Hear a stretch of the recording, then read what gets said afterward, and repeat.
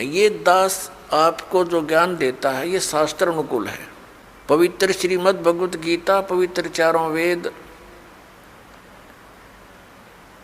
और पवित्र पुराण, ये पवित्र हिंदू धर्म के श्रद्धालुओं के लिए शिरोधार्य हैं। और हमने शिरोधार्य का अर्थ होता है इनमें जो लिखा है वो सत्य है, और इससे बाहर कोई बताता वो असत्य है। असत्य डुप्लीकेट और सत्य ओरिजिनल। तो ओरिजिनल वस्तु से लाभ होगा, डुप्लीकेट से नहीं होगा।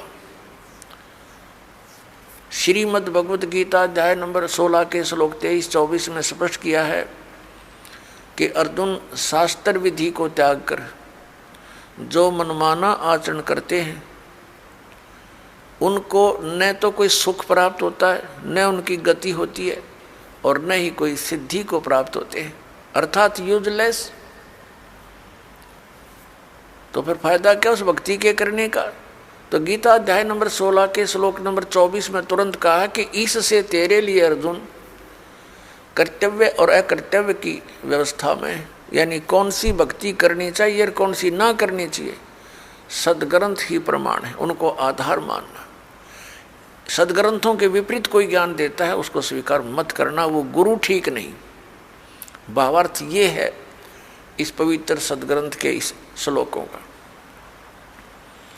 तो पुण्यात्माओं, ऐसे तो आपको भी कोई कह सकता है कि आपके गुरु जी का ज्ञान ठीक नहीं, तो उसे प्रमाण लीजिए और फिर अपने प्रमाण दीजिए, और फिर भी आपको कोई भिन्नता लगे तो बेशक किसी को स्वीकार कर लीजिए। लेकिन दास ये दावे के साथ कहता है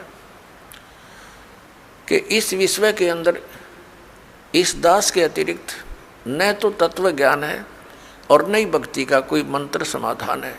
सबके पास यूजलेस मंत्र है, मोक्षदायक नहीं है, वो सब झूठे और गलत मंत्र हैं, शास्त्र विरुद्ध ज्ञान है। ये ढोल के डंके पर कहता है। और ऐसा है तो प्रमाण दे कोई हमारे सामने आए।